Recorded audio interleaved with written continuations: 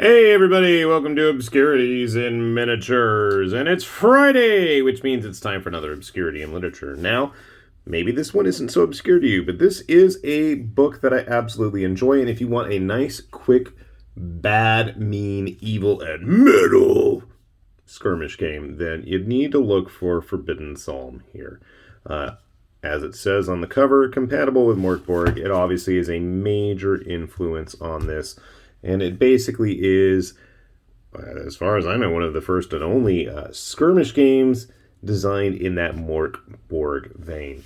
Now, this is the very first book. There's been quite a few, and in fact, when I filmed this, I had wanted to time things better, and I obviously didn't. They were just finishing up a Kickstarter campaign for, I want to say it was called The Last War, which was a World War I diesel punk sludgy, turnipy, take on skirmish gaming in the trenches. And it has very similar rules, but we're going to focus on Forbidden Psalm today.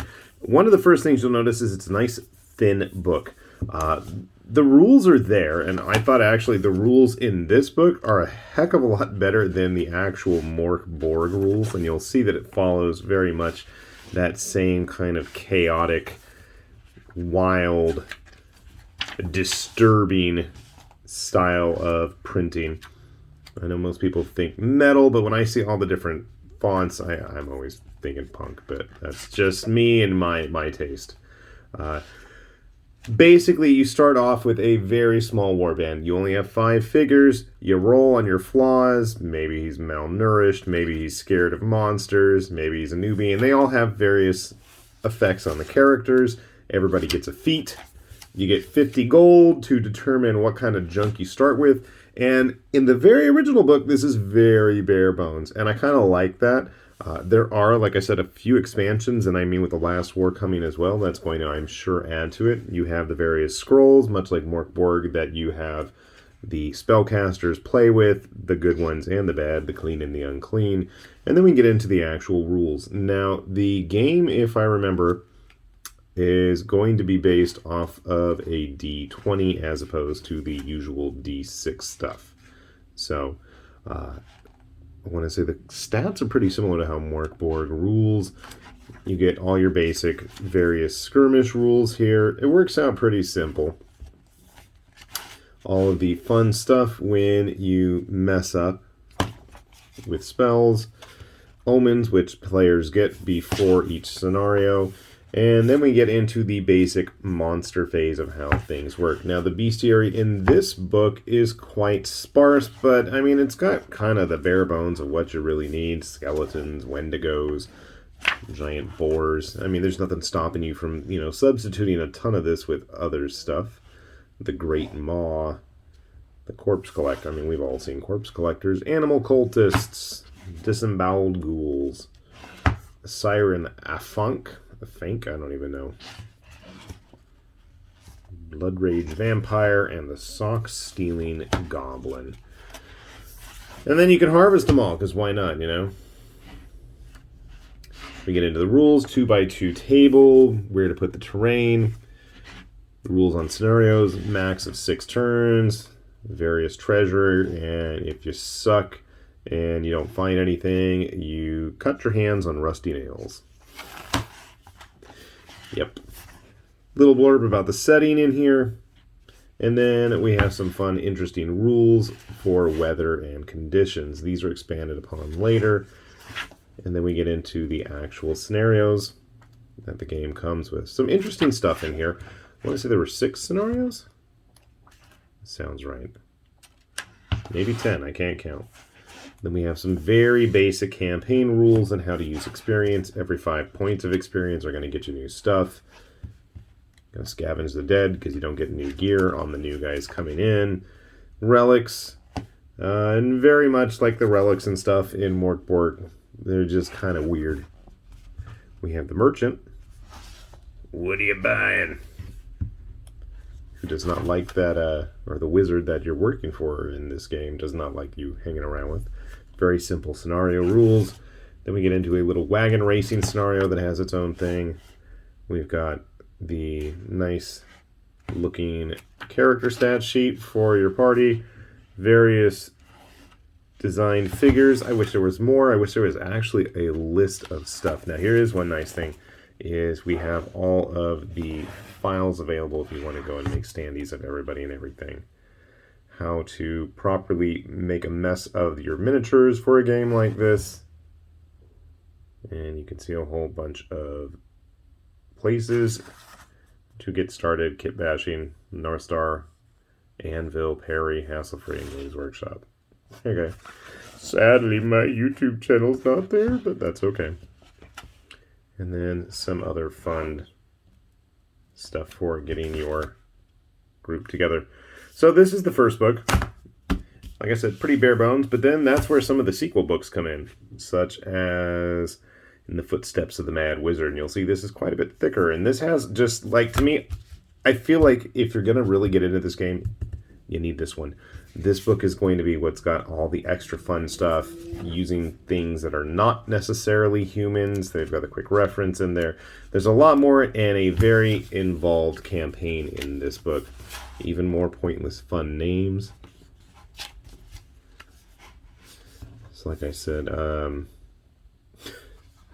that's right. If you want to hire pets in addition to the other pet rocks. And one of the coolest rules that has ever come up, one of the monstrous that you can use as a race, the Greys.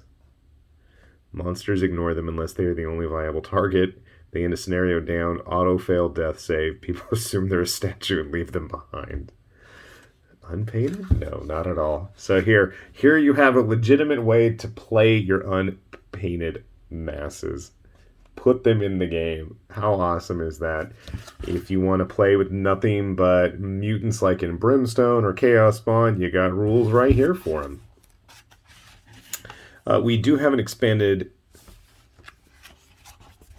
armory in this book. Along with new feats and abilities, new spells, mercenaries that you can hire.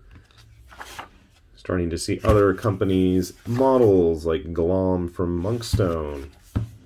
We get an expanded bestiary of all kinds of fun stuff with very interesting rules and some very interesting art. Also some very familiar art that is definitely Sean Sutter art, as in the designer of Relic Blade and Sludge. That tapeworm looks familiar, and I don't know why. So yeah, lots more stuff in here. And then a good bulk of this book is actually made up of the campaign. So if you want a little bit more of a point to your adventures and stuff, it is absolutely in here. Random buildings. Yeah, it's quite a few scenarios in here. 17, I believe. More injuries, more relics, more of everything, more photos of monsters and war bands. Coming up with your own ancient evils and what you want to do with it. So that's just what I have handy. And I know there's like a dungeon crawling add-on that I need to get to. But yeah. This is my plan for the summertime, is I've got to start really digging through my collection to find appropriately messed up and weird looking models. Now obviously Bestiarum is going to be my first choice, and they even mention in here, I've got a great shot of some painted Bestiarum models. Very nice.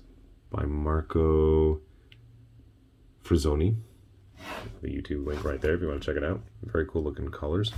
But yeah, definitely fun stuff. If you want something a little bit out of the ordinary, if you want to have a bunch of random shoeless Mordheim hobos running around, I mean, this is kind of the game for you. Yeah, you can have the cool, flashy guys, but who wants that when you can have a guy fighting with a broken bottle and a sock with rocks in it or something? I mean, yeah. If you dig the style, if you dig the look, if you dig the genre, I think there's a lot of fun to be had there. And you know what? I love supporting small press and more indie developers as well. And finding a good excuse to always, you know, find some sort of use for all the figures that are always hanging around on my table. So yeah, might have a samurai themed one, who knows. We'll put a link down below. You guys can track these down through Exalted Funeral Press. They have a pretty huge assortment of RPGs and tabletop games that don't really fit within the ordinary mold. One of these days I'll have to do some actual reviews on some of the RPGs I picked up from them. They're definitely unique, and if you like that kind of stuff like I do, there's definitely some gems to be had there. So we'll have that link down below. Hopefully you guys find something you like there, and hopefully you guys enjoy this one.